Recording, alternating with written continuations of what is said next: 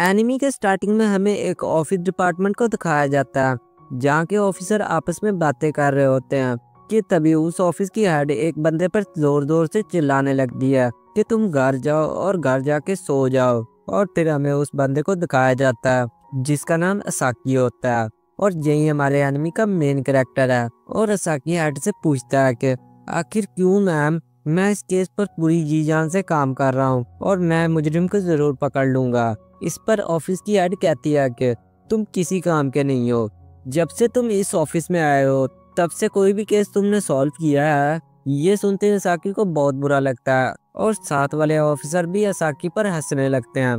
फिर हमें दिखाया जाता है कि असाकी एक बूढ़े आदमी के पास आया होता है जिसका नाम कीको-सान होता है और कीको-सान असाकी से बोलता है कि तुम्हें कोई ना कोई तो केस जरूर सॉल्व करना पड़ेगा वरना तुम्हें वो ऑफिस से निकाल देंगे क्योंकि तुमने कोई भी केस सॉल्व नहीं किया है और तुम बहुत ज़्यादा मासूम हो और जल्दी दूसरों की बातों में आ जाते हो। लेकिन मुझे तुम्हारी यही मासूमियत बहुत अच्छी लगती है। फिर साकी बोलता है कि वो सीरियल किलर बाहर सभी को मार रहा है और मैं यहाँ हाथ पर हाथ धरे नहीं बैठ सकता, मुझे कुछ ना कुछ तो ज़रूर करना होगा। तभी कीको-सान बोलता है कि इस सीरियल किलर ने 5 बंदों को मार डाला है और मुझे नहीं लगता कि इस केस को एक इंसान के अलावा कोई सॉल्व कर सकता है। असाकी चौंक जाता है और वो कीको-सान से पूछता है कि आपको मालूम है कौन इस केस को सॉल्व कर सकता है? जल्दी बताएं, कहाँ से है वो, क्या काम करता है, कोई डिटेक्टिव है क्या? फिर कीको-सान असाकी को उस आदमी के बारे में बताता है कि वो कोई डिटेक्टिव तो नहीं है लेकिन हाँ, वो इस केस सॉल्व करने में तुम्हारी मदद ज़रूर कर सकता है। और फिर कीको-सान असाकी को एक फ़ोटो देता है और इस लड़के का एड्रेस भी देता है।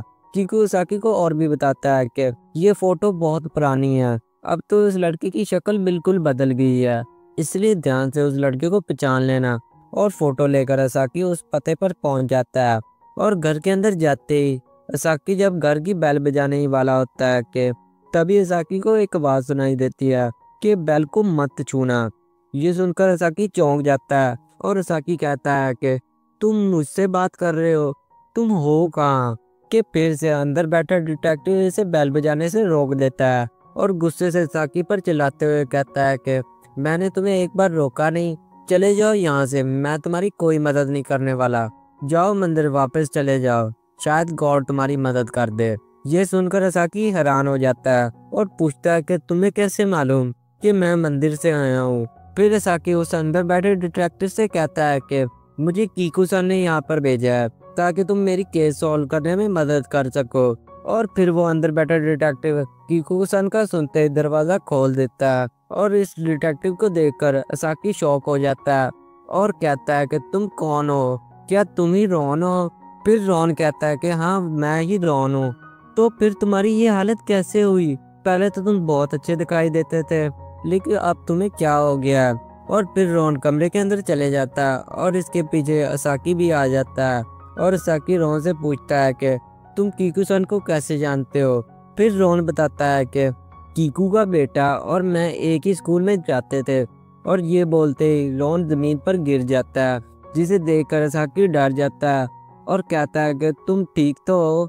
लेकिन फिर वो महसूस करता है कि जमीन पर तो हर तरफ तकिए पड़े हुए हैं और आखिर असाकी रॉन से पूछ ही लेता है कि तुम्हारा घर इतना खाली खाली क्यों लग रहा है? जिस पर रॉन बताता है कि यहाँ पर ना ही कोई टीवी है और ना ही कोई मोबाइल है। फिर असाकी बोलता है कि तुम्हारे पास इंटरनेट भी नहीं है?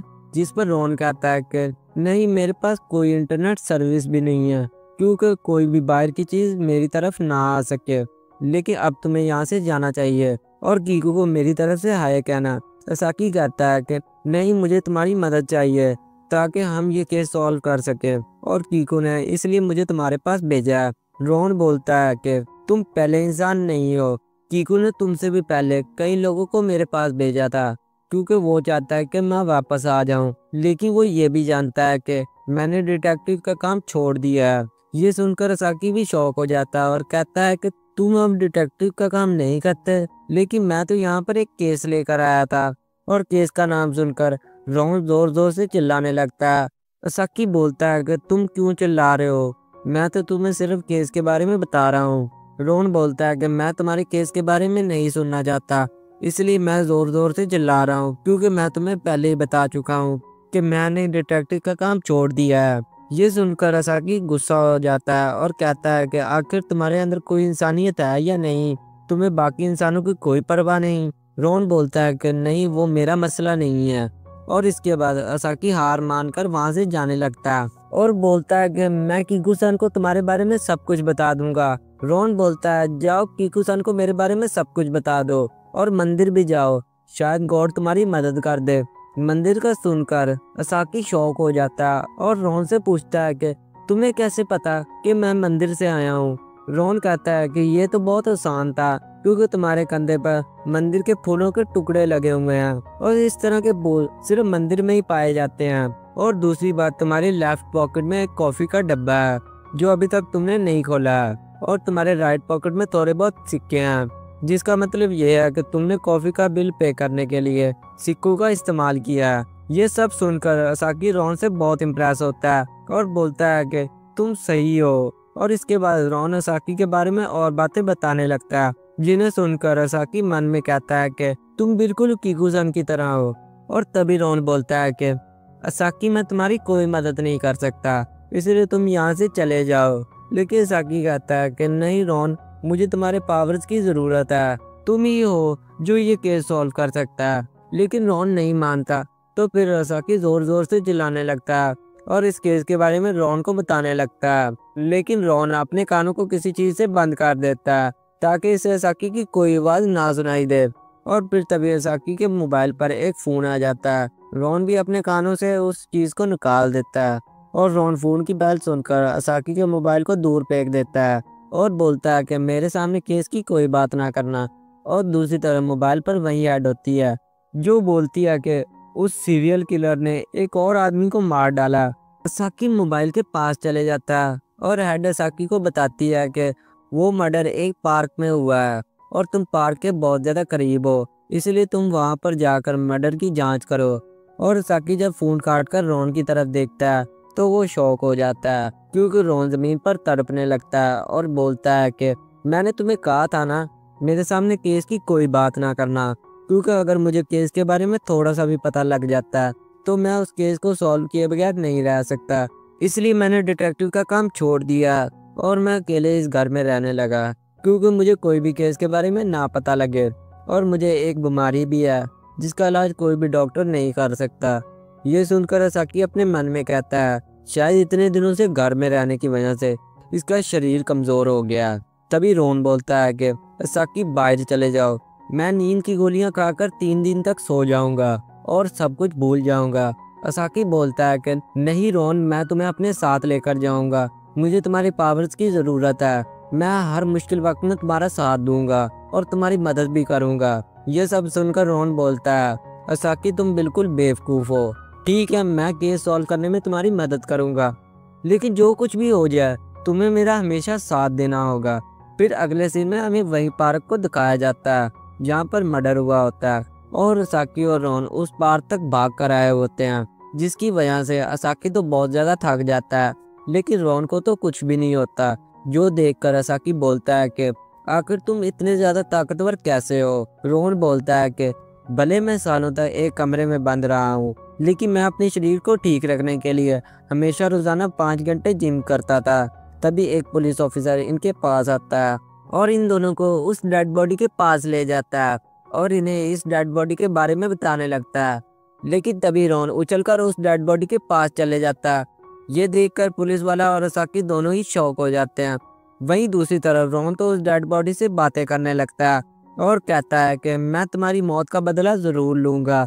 और फिर रोन उस डेड बॉडी से और बातें करने लगता है और बातें करते करते उस डेड बॉडी से काफ़ी ज़्यादा जानकारी निकाल लेता है। तभी असाकी रोन को पिछले जितने भी मर्डर हुए होते हैं उन सभी की डिटेल देने लगता है, जिन्हें देखकर रोन समझ जाता है कि पिछले जितने भी लोग मरे हैं वो किसी न किसी पार्टी में जा रहे थे, चाहे वो कोई बर्थडे पार्टी हो या कोई डेट हो। मरने से पहले वो कुछ ना कुछ सेलिब्रेशन करने जा रहे थे। और फिर हमें पता लगता है कि इन सभी को पानी में डुबा कर मारा गया है, लेकिन वो लोग जहाँ पर मरे हैं वहाँ पर पानी का कोई नामो निशान नहीं है कि इन्हें पानी में डुबा कर मारा जा सके। कि तभी रोन अपने बालों को स्टाइल से हटाता है और बोलता है कि मुझे सब कुछ पता चल गया है। और ये देखने के बाद असाकी और ऑफिसर फिर से चौंक जाते हैं और सोचने लगते हैं कि ये कैसा अजीब डिटेक्टिव है। और फिर रॉन उठता है और बोलता है कि असाकी चलो चलते हैं यहाँ से। असाकी कहता है कहाँ जाना है। रॉन बोलता है कि क्रिमिनल के पास। ये सुनकर असाकी और पुलिस ऑफिसर फिर से शॉक हो जाते हैं और सोचने लगते हैं कि पिछले 9 महीनों से हम इस क्रिमिनल के बारे में एक भी चीज़ नहीं जान सके, लेकिन इसने सिर्फ 3 मिनट में उस क्रिमिनल के बारे में जान लिया। और फिर रॉन असाकी को अपने पीछे चलने के लिए कहता है और असाकी परेशान भी होता है और सोचता है कि अब मुझे इसके पीछे भी चलना होगा।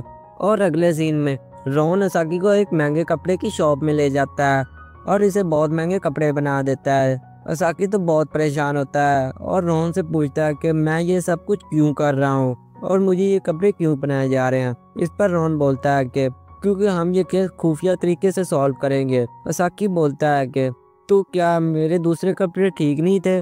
जिस पर रॉन बोलता है नहीं, केस को सॉल्व करने के लिए तुम्हारा अमीर दिखना ज़रूरी था।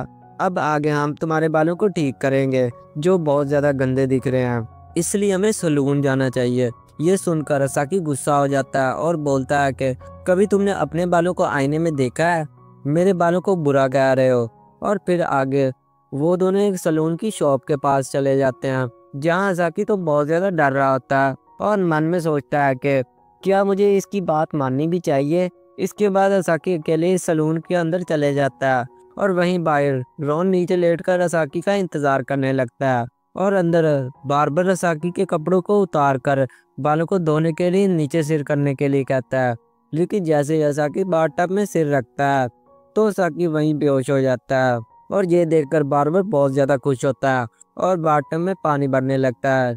लेकिन तभी वहाँ पर रॉन आ जाता है और कहता है कि आखिर तुम पकड़े गए किलर बार्बर। और तभी असाकी को भी होश आ जाता है, जो देखकर बार्बर शॉक हो जाता है और असाकी से बोलता है कि रॉन, जैसे तुमने कहा था वैसे ही मैंने 1 मिनट तक अपनी सांसों को रोक कर रखा, लेकिन आखिर यहाँ पर क्या चल रहा है? रॉन बोलता है तुम तो अभी मरने वाले थे, क्योंकि ये बार्बर अपने शैम्पू के अंदर ऐसे केमिकल को मिलाता है जिससे पहले वो लोगों को बेहोश करता है, फिर वो पानी के अंदर कुछ जहरीले केमिकल को मिला देता है और जब लोगों को होश आता है तो पानी के अंदर सांस लेने की वजह से वो जहरीले केमिकल भी इनके अंदर चले जाते हैं, जिससे लोगों की मौत हो जाती है। ये सुनकर असाकी के पैरों तले ज़मीन निकल जाती है और वो रॉन से पूछता है कि आखिर तुम्हें ये सब कुछ कैसे पता है और तुमने यही सलून को क्यों चुना?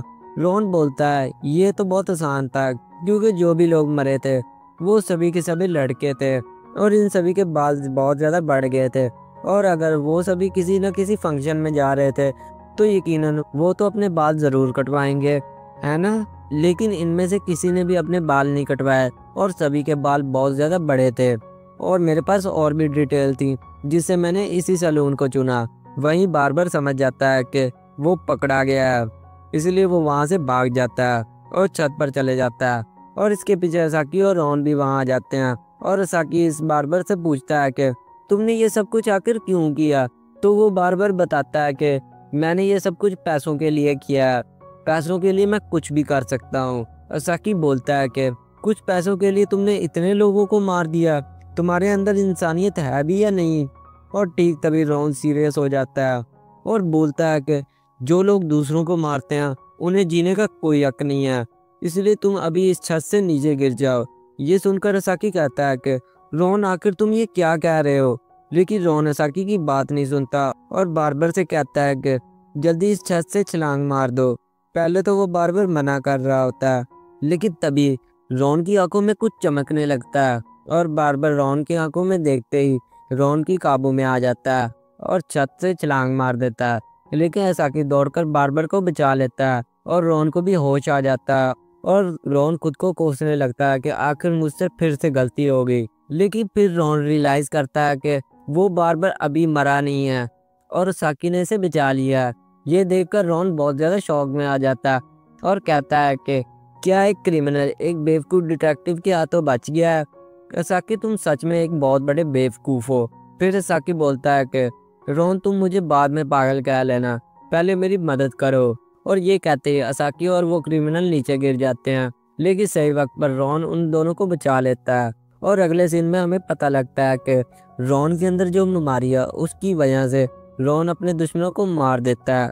लेकिन जब रॉन उसे मारता है तो उसके बारे में रॉन को कुछ पता नहीं होता कि मैंने इसे कैसे मारा। और इस वजह से रॉन ने कितने भी केसेस को सॉल्व किया, उन सभी क्रिमिनल को रॉन ने मार डाला और किसी को भी पकड़ा नहीं है। ये सुनकर असाकी शॉक हो जाता है।